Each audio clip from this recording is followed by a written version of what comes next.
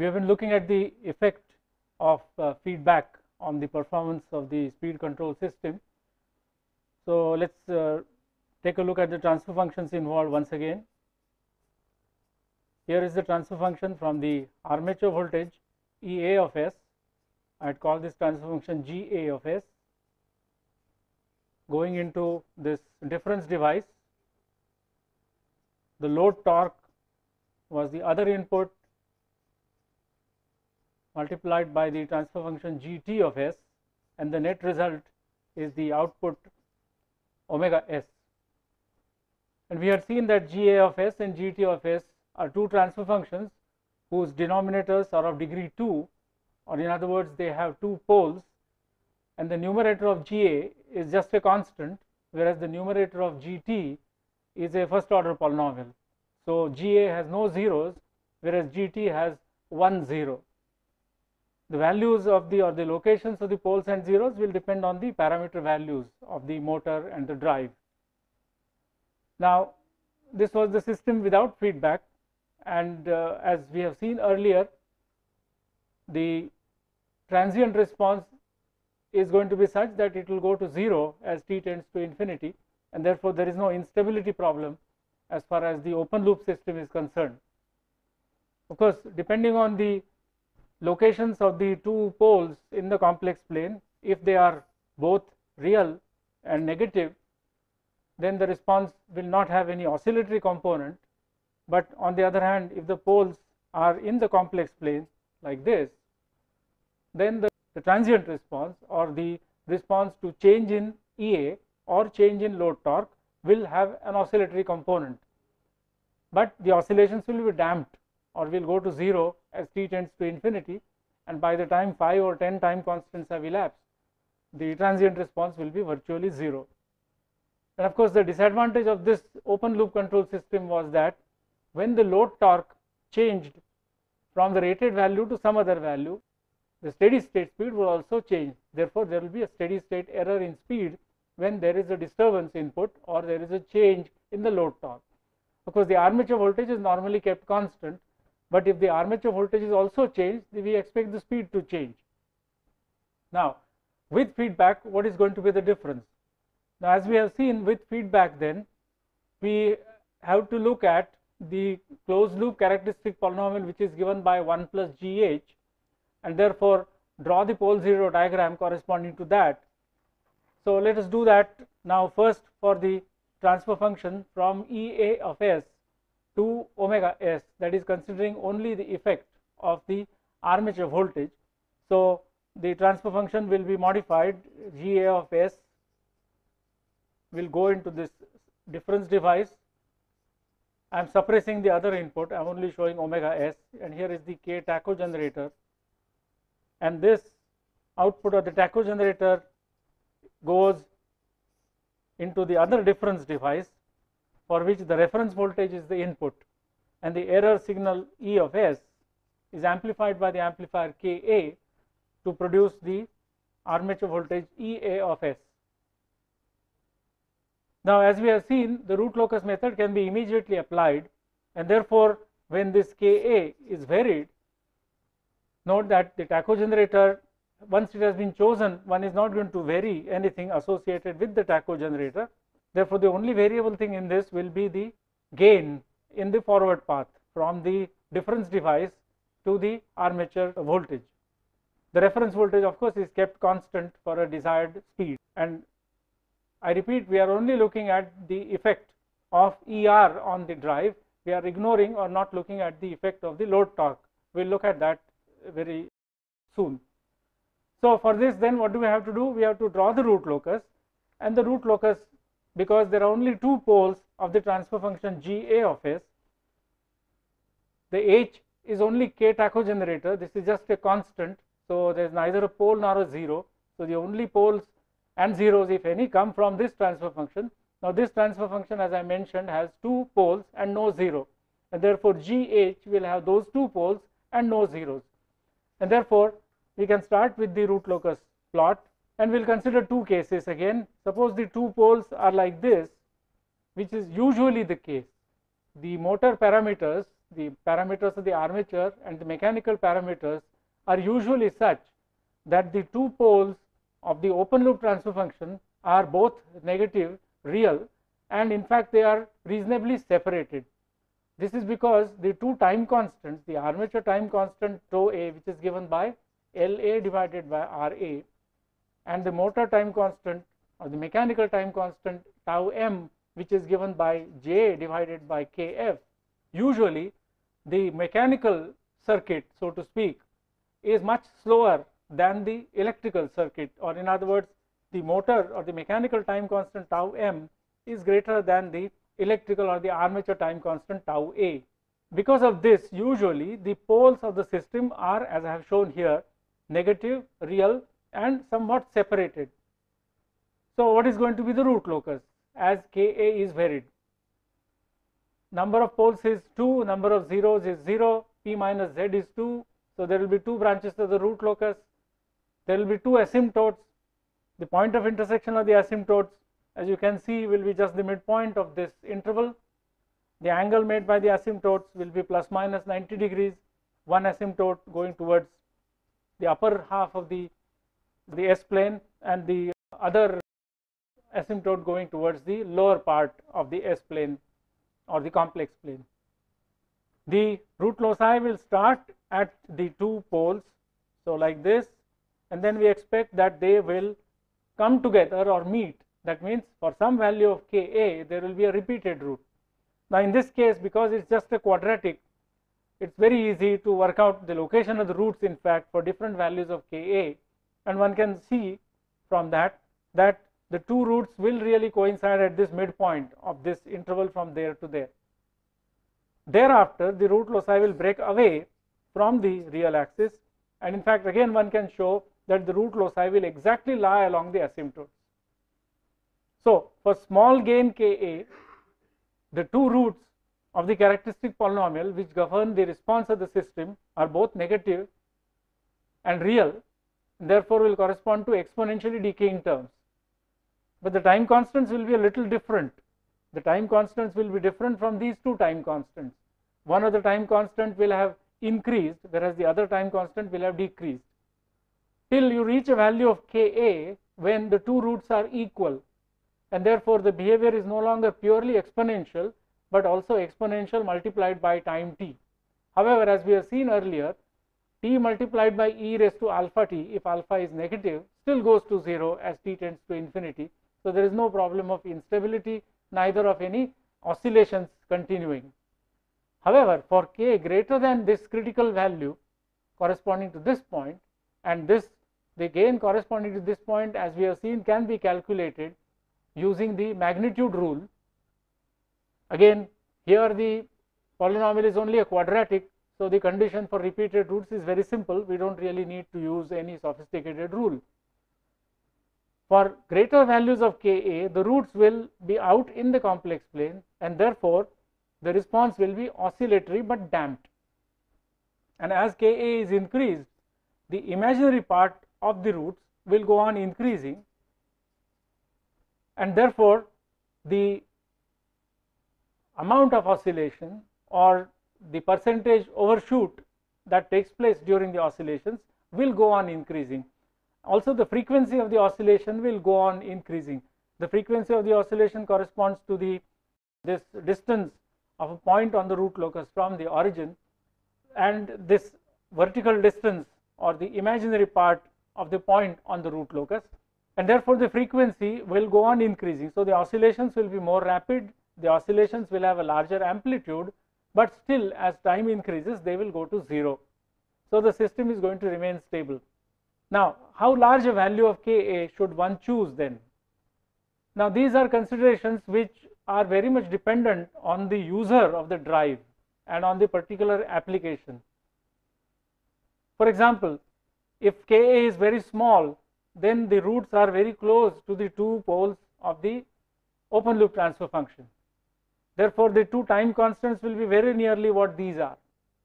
One of them corresponding to a root which has a smaller absolute value is the larger time constant. The other one is the smaller time constant. For example, suppose this was -1 and this was -10, then the time constant corresponding to this is 1 second, whereas the time constant corresponding to this is 0.1 second. So one of the time constants is really very small, the other one is what we should consider.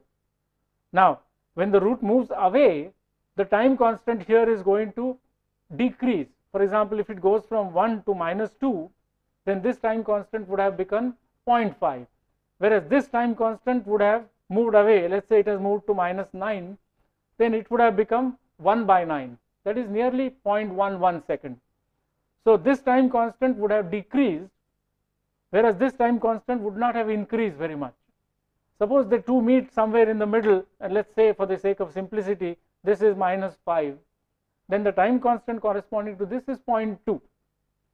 So as you increase the value of k, one of the time constants decreases, but that time constant is already very small.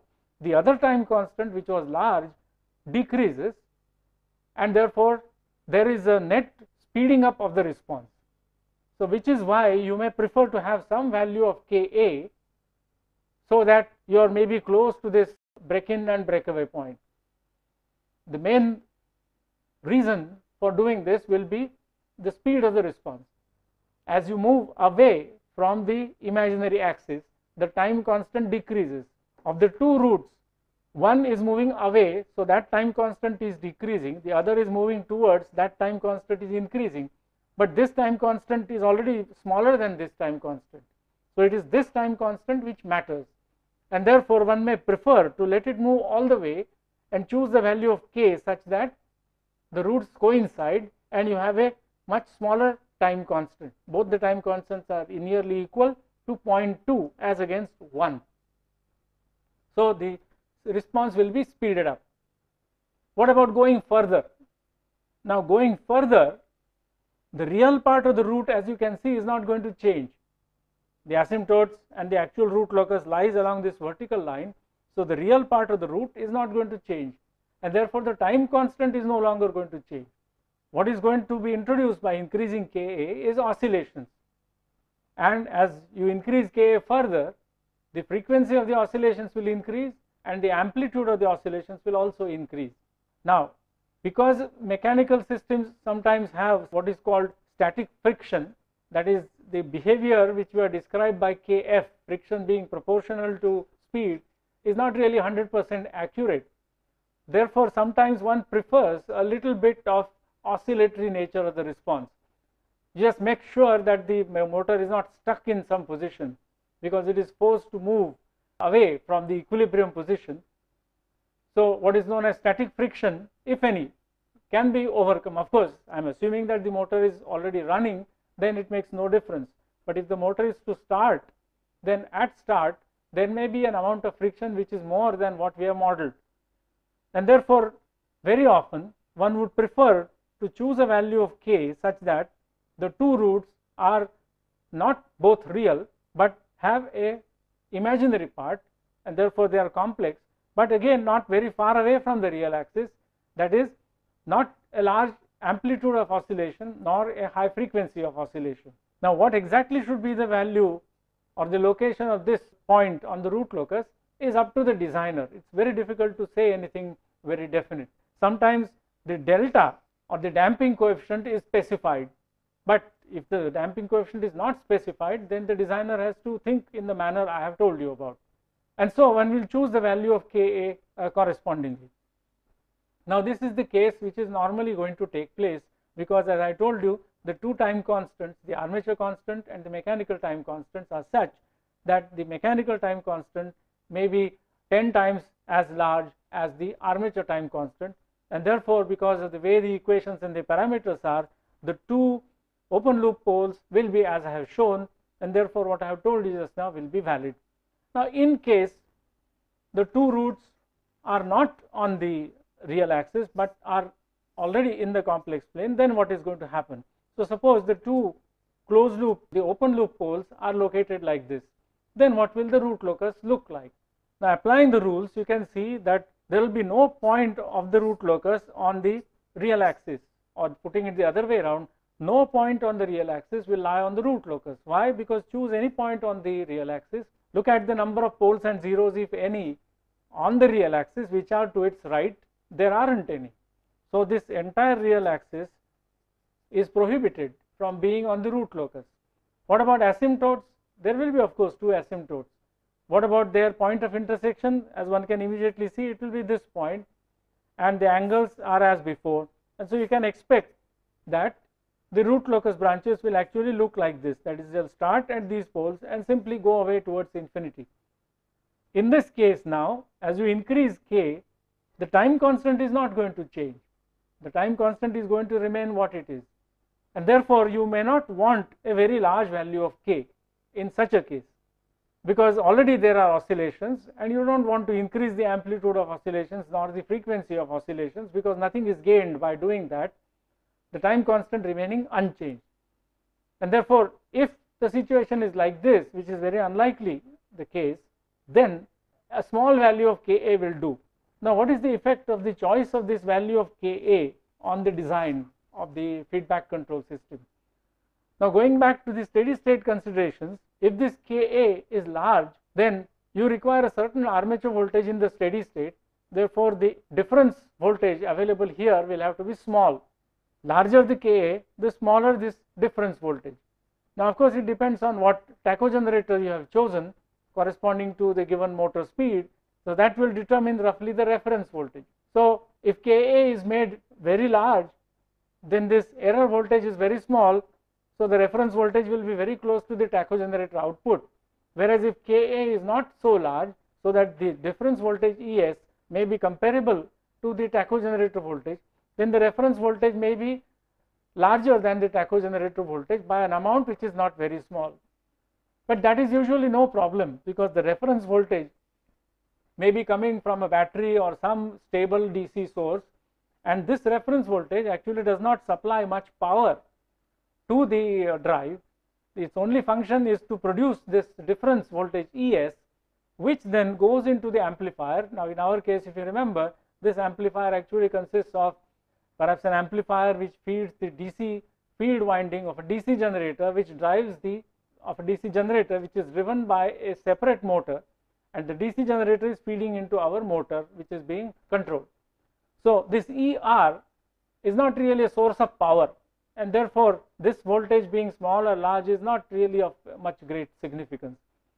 Of course, you don't want to use a very large tachogenerator to produce a large amount of voltage, because the main purpose of the tachogenerator again is not to generate power, but to produce a voltage proportional to the speed. So, the effect of Ka on the choice of ER will be there, but it will not be significant. Now, let us look at the other part of the response, namely the effect of the load torque. Now, here is the load torque input, and here is that transfer function Gt going in there. Now, what about the root locus in this case?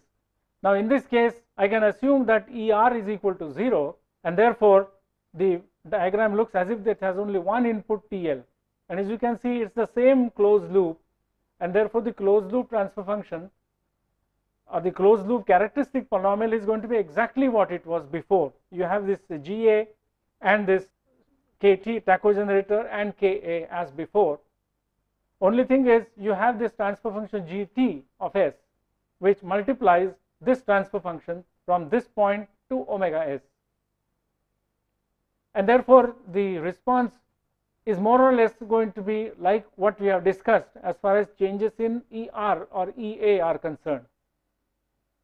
So, one need not worry about this part of the diagram.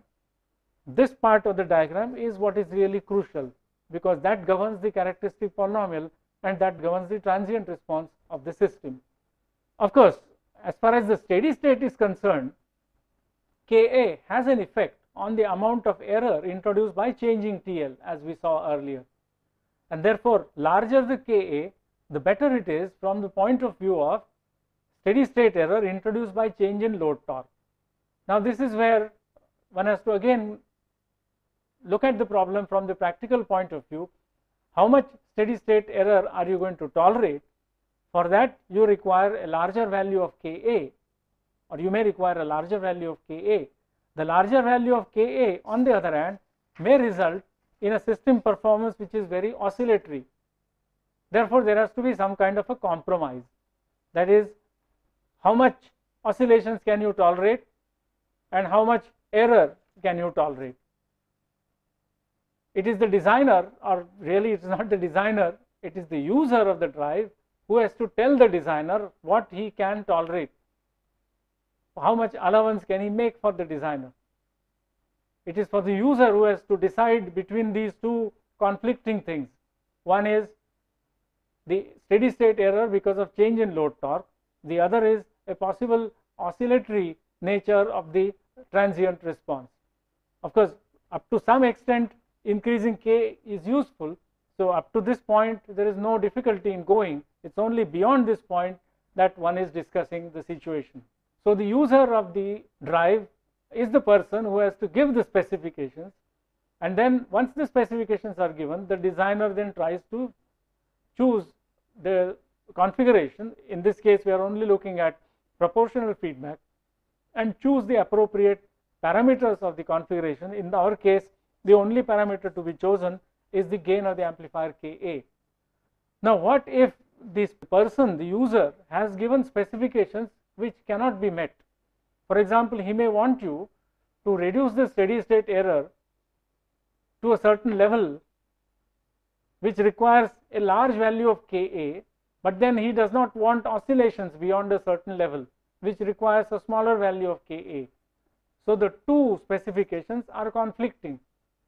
In that case, what is to be done? Of course, one way out is to say, well, sorry, I can't meet both the specs or specifications, you tell me which is your more preferred part of the specifications, steady state error or oscillatory performance. But fortunately we can do a little better, because we can think of other control schemes, other control configurations, and in fact we have already been talking about one, namely integral feedback. That is, with integral feedback perhaps one can meet both the specifications, reduction in the error in speed with change in torque, that is one part of the specification. The other is the oscillatory or non-oscillatory nature of the response. Now it is possible that even with that modified feedback scheme, the two performance specifications are conflicting. What to do in that case? Well, in that case you can think of something more, and I already mentioned to you that there is what is called derivative feedback, which is an idea which can be tried out, and then beyond that also there are many other things that one can do, because control system designers have been working on such problems from the 1930s onwards, and as a result they have invented various configurations. And so it is extremely unlikely that the given specifications are such that there is no known configuration using which both the specifications can be met. Of course, as a student I do not expect you to know all the configurations, but a few configurations or a few methods of using feedback must be known to all of you. And therefore we started with proportional feedback. We will now take a quick look at integral feedback and derivative feedback, and then after some time we will return to this and we will talk about various other kinds of controllers, for example lag controller, lead controller, lag lead controller, and lead lag controller, and there are many others which of course we will not have time in the course to discuss. So with this, then let us move on to the integral feedback situation. Now in the integral feedback situation, the main difference is that in the forward path we are going to use an integrator with a gain k. So I am going to put the transfer function as Ka divided by S. This drives the transfer function Ga as before, and again I am not looking at the torque dependent part of it. Here is ER, here is the tacho generator negative feedback. So this is the modified block diagram. We have this integrator, the difference device as before, the output of it, instead of just being multiplied and fed to the armature, goes through an integrator. The transfer function, of course this is an ideal integrator, the transfer function of an ideal integrator is 1 by S, and we are introducing a gain Ka. So I have written down Ka by S, and of course we are going to consider the effect of varying Ka on the transient behavior of the system. So this is the configuration now. What about the root locus? Well, Ga as before has the open loop poles.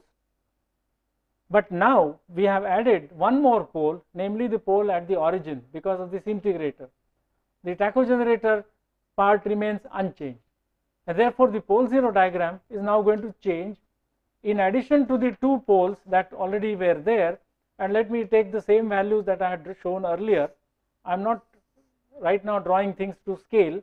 So here is that pole at -1, here is that further away pole at say -10, and now we have added this pole at s equal to 0, and that is the integrator. So now what do we have? We have 3 poles, no zeros. So how many branches of the root locus? 3. How many asymptotes? 3. What will be the intersection of the 3 asymptotes? -10, -1, that is -11 divided by 3, that is roughly somewhere around say -4. The angles made by the asymptotes, plus 60 degrees, minus 60 degrees, and minus 180 degrees. So these are the 3 asymptotes. Now the characteristic polynomial is of degree 3, or it is a cubic. As a result, it is not very easy to factorize it or think about its factors, but we can still use the root locus method rules to be able to say something about the root locus, real axis portions of the root locus. What about this part? Does it belong to the root locus? No, because the number of poles and zeros on the real axis to the right is 0. What about this part of the root locus? Does it of the real axis? Does it belong to the root locus? If I consider a point lying between these 2 points, the number of poles and zeros to the right is 1, which is odd, and therefore this part does belong to the root locus. What about this part lying between -10 and -1 of the real axis?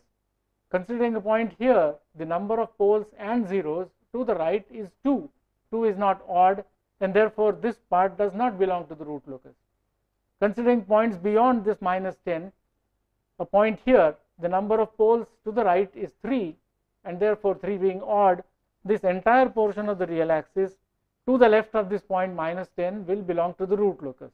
So now this part belongs to the root locus, and of course there is an asymptote in that direction. So one can almost guess that one root will be in fact negative real, and on this side of the -10 point, or in other words the absolute value of the root will be greater than 10.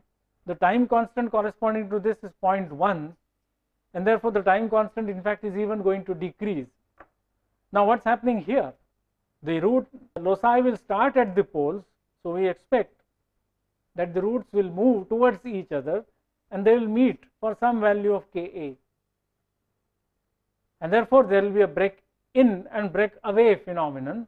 So for some value of Ka, the 2 roots will be equal. Now I told you that there are some rules that enable you to determine the location of this breakaway point and the value of K corresponding to it. But we know qualitatively that there will be a breakaway point like this for some value of K. What is going to happen to the time constant? The time constant corresponding to this -1 was 1 second. The other time constant corresponding to this integrator 1 by s is infinity, but of course we are not making K equal to 0, we are putting some positive K, so it will have moved away from the origin. As a result, the time constant will have decreased. But how far can it decrease? Now it can only go up to this point. So let us say for the moment, for simplicity, that this is -0.5, then the time constant corresponding to this will be 2 seconds. So although the time constant corresponding to the open loop pole was 1 second and 0.1 second respectively, the closed loop system will have a time constant which is greater, which is 2, which means that the response will be slowed down. Not much perhaps, instead of 1 second you have 2 seconds. So instead of waiting for 5 time constants which is 5 seconds, you will have to wait for 10 seconds. Now once again, is it acceptable to the user? If it is, that is fine. For a larger value of K, what is going to happen now? The roots are going to move out into the complex plane, so there will be an oscillatory nature of the response. But worse than that, because of the asymptotes which are going this way, which are moving out into the left half of the complex plane, therefore the root locus branches will go like this. Therefore we expect that there will be intersections with the j omega axis for some value of K, or the system will actually become unstable for a larger value of K. and even for a value of k which is not as large as corresponding to this point, the real part of these roots will have again become very small, the time constant would have become very large, and so the system response would not be acceptable. So with the integrator, that is with the integral feedback now, the situation seems to be a little worse than what it was with the proportional feedback. The time constant has increased. The system response of course can be made oscillatory, slightly oscillatory if we want. But then why do this? Now if you remember, the reason for doing that was essentially that introducing this integrator reduced the steady state error caused by change in the load torque to 0, and that did not require Ka to be large. In other words, mere presence of this 1 by S with a Ka which need not be large was enough to reduce the steady state error to 0. So we do not really need a large value of Ka, unlike in the proportional feedback case where you may want the roots to become a little oscillatory or a little complex, so to speak. So here probably the best value of Ka will be where the two root locus branches meet, because that is where the time constant would have become perhaps not too large, and this may be adequate. So in this case the steady state error can be made completely 0, so that specification will be met. The oscillatory response of the system can also be almost avoided, although you can have a little bit of oscillations if you wish, and the time constant however would have increased a little bit. So if this is acceptable to the user, then this design is going to be quite satisfactory. But if not, the steady state error is 0, so we may have even done better than what the specification was, but the transient response may have been a little slower than what the user had specified. Then what? Then we have to look for some other scheme of feedback. Let us spend a little bit of time on one more feedback idea.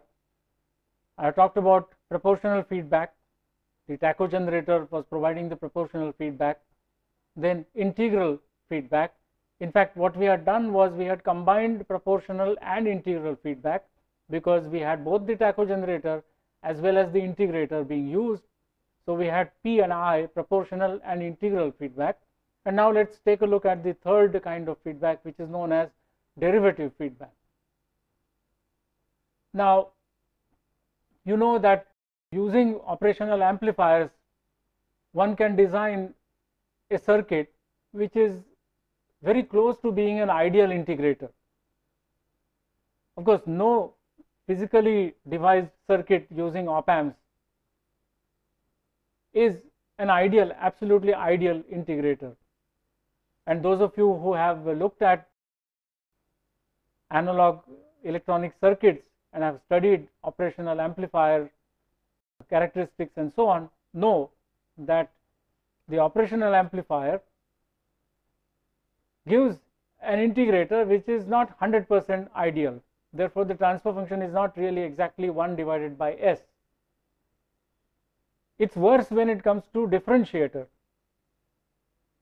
That is, again, using an operational amplifier, if the operational amplifier is ideal, that is infinite gain, infinite input impedance, 0 output impedance, etc., etc., then using operational amplifier and an RC configuration, one can devise a differentiator, that is a circuit which is like the ideal differentiator. What is the transfer function of a differentiator? Well, what is a differentiator? If f is the input, then the output of the differentiator will be df.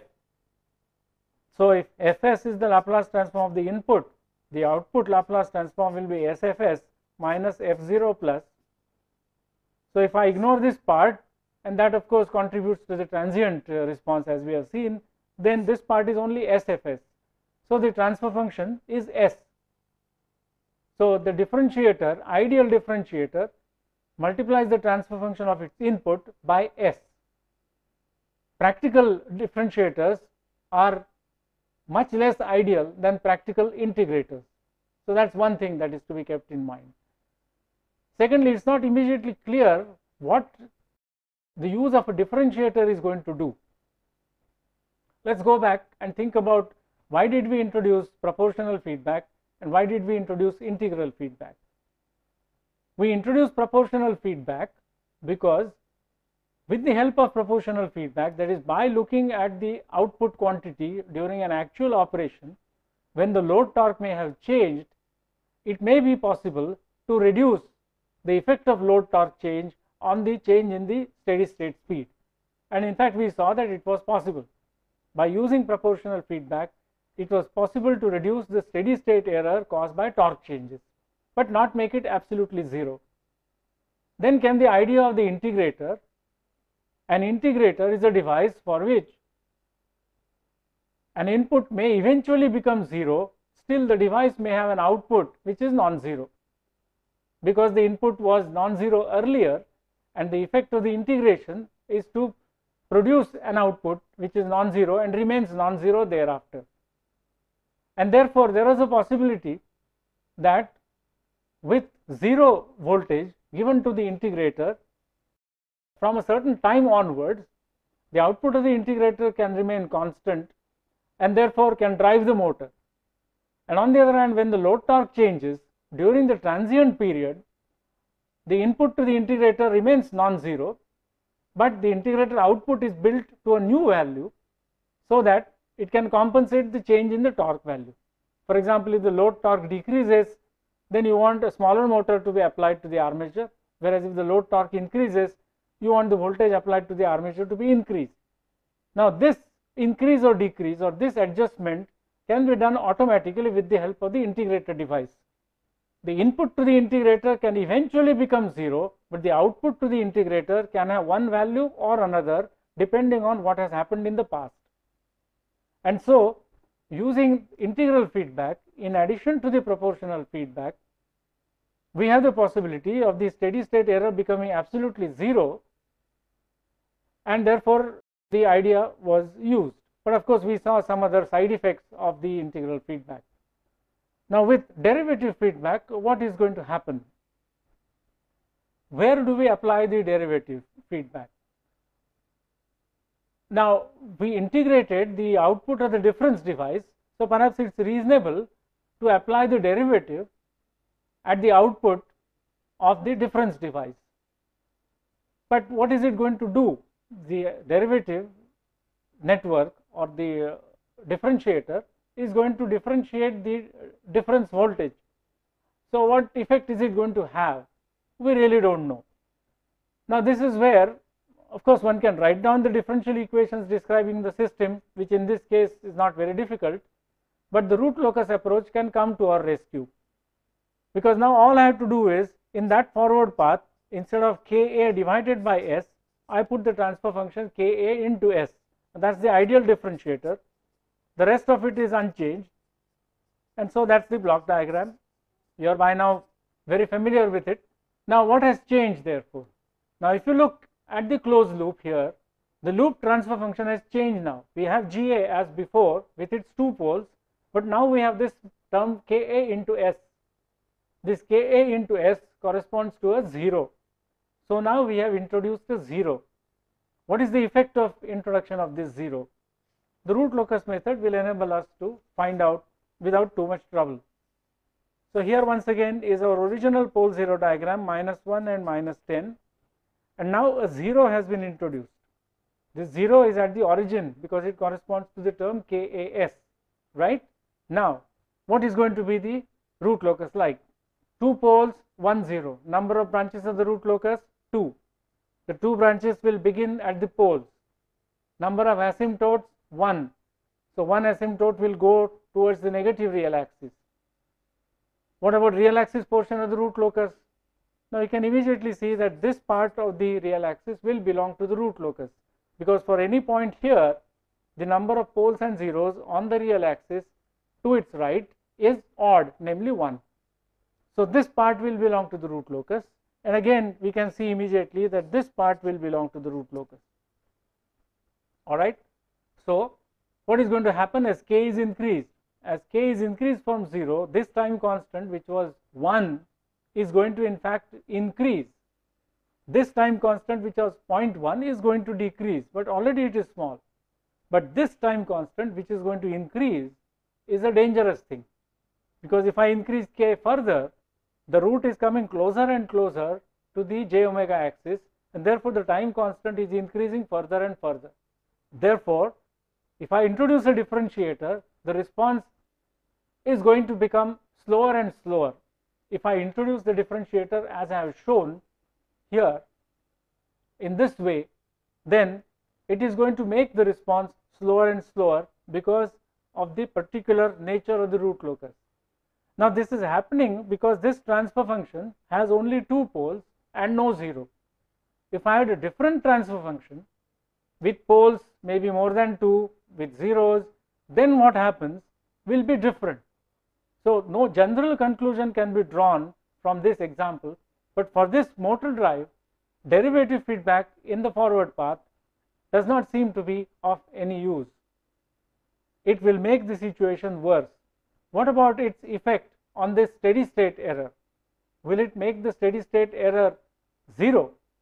Steady state error caused by load torque changes, will it make it 0, or will it make it smaller, or will it increase it? I will leave it to you to work it out as a homework problem, and we'll look at it later. So look at the effect of change in Ka, the differentiator gain, on the steady state error caused by a fixed change in the load torque. Is it going to be less when the differentiator is there than it was with only proportional feedback? All right. So perhaps this configuration has no promise because it is increasing the time constant, it is making the system response slower. It may not reduce the steady state error significantly, and therefore it may not be a good thing to look at. What other possibilities are there? Well, we can think of transfer functions which are different from the 2 transfer functions that I have talked about, namely the integrator transfer function Ka divided by S, or the differentiator transfer function Ka into S. Now I can think of an operational amplifier network which has a transfer function which is not Ka into S or Ka divided by S. In fact, using operational amplifiers, it is possible to design networks using resistors and capacitors only, no inductors are required, whose transfer functions can be of a variety of sorts. For example, the transfer function can be a ratio of 2 polynomials. Both the polynomials may be of the same degree, or their degrees may be different from one another. There is quite a lot of freedom that is possible with the help of the operational amplifier as a circuit component to be used in connection with control systems. Now there was a time in the 30s and 40s when the operational amplifiers used vacuum tubes. As a result, they were very expensive, they were very heavy, bulky, power consuming, so nobody would have really thought of implementation of integrators or differentiators. But in subsequent times, with the advent of the transistor and the integrated circuit, as you know, the operational amplifier has shrunk in size, and the power consumption of the operational amplifier is also significantly less, and therefore complicated transfer functions can be implemented today using the op-amp and RC devices. As a result, one can consider many options other than just the integrator and the differentiator, and of course the proportional feedback, which one might still keep using all the time. Now one can look at, for example, a combination of derivative and integral feedback. For example, a simple way of combining will be, think of a transfer function which is K1S plus K2 divided by S. That is, all I do is I take the output of the differentiator, I take the output of the integrator, and I just add the two, and in fact one single circuit may be able to do the job that is involved here. What is going to be the transfer function of this kind of a combination? As you can see, the transfer function is going to be like, if I take S as the common factor, I will have K1 S squared plus K2. So with this in the forward path, what is going to happen to the pole 0 diagram? This S now introduces a pole, whereas this K1 S squared plus K2, that is the derivative and the integrator combination, produces what? A pair of purely imaginary zeros. So, if I draw the pole zero diagram for the system using this kind of a feedback, here are the original poles of the open loop transfer function which are unchanged. Here is an additional pole which has been introduced, namely this one corresponding to the integrator, and because of the combined effect of the integrator and the differentiator, we have two zeros which are on the j omega axis. So, this is the pole zero diagram now. Because the pole zero diagram has changed, the root locus will of course be different. What will it look like? Once again, going through the rules, 3 poles, 2 zeros, 3 branches of the root locus. So, there will be 2 asymptotes which go towards infinity, which means for large enough value of the gains k of one of the appropriate gains, then the system will become unstable. So, that is a conclusion which one can draw immediately from the very simple rules of the root locus. What about real axis portions of the root locus? Once again, you will see that this part belongs to the root locus because the number of poles and zeros to the right lying on the real axis is odd. This part belongs to the root locus because the number of poles and zeros on the real axis lying to the right is odd, 3. So, there is going to be this break in and break away phenomenon, and one root locus branch goes towards infinity in the negative real axis direction. The other 2 branches will approach the 2 zeros, and therefore, we can expect that the other 2 branches of the root loci will move out like this and will approach these 2 zeros. So, this is a little better than what we had with the pure differentiator in the forward path, because now the time constant, there is the possibility that the time constant will increase, but not very large. It will not become very large as we had seen in the case earlier. However, this may not be preferred to the configuration which uses only the integrator. In the case of the integrator also, of course, as you increase the gain, the system became unstable. In this case, what is going to happen is, as you increase the gain, then the system will be, or the roots will be approaching these 2 roots on the j omega axis. So, the system will be approaching instability, which is only sustained sinusoidal oscillations rather than oscillations which will go on increasing in amplitude. With the integrator alone, the situation was different. There was this possibility of going out into the right half plane, as a result oscillations which keep growing exponentially. Here, that possibility may be avoided. Of course, when we talk about the root locus, remember we had only one parameter gain k to talk about. Now, here I have 2 coefficients k1 and k2. So, how do I think of it as only one parameter, where one way is simply to pull out, let us say, k1 as a factor and write this as s squared plus k2 by k1 divided by s, and this k2 by k1 will determine the location of these purely imaginary roots, and this k1 will be the gain which can be treated as the gain of the root locus method. So, this way, although there are 2 parameters to be chosen, you can reduce that to parameter choice in 2 steps. One is the ratio k2 by k1, which determines the location of these 2 zeros. So, whether you want them like this or whether you want them far away like this, then in that case the response will become oscillatory, the frequency of oscillation can increase, etc., etc. For a given choice of k2 by k1 ratio, then k1 is varied to draw the root locus, and this is what I mean by the root locus diagram that I have drawn here. Once again, you can look at the effect of this on the steady state error due to load torque changes. Find out whether the steady state error will go to 0 or it will not become 0.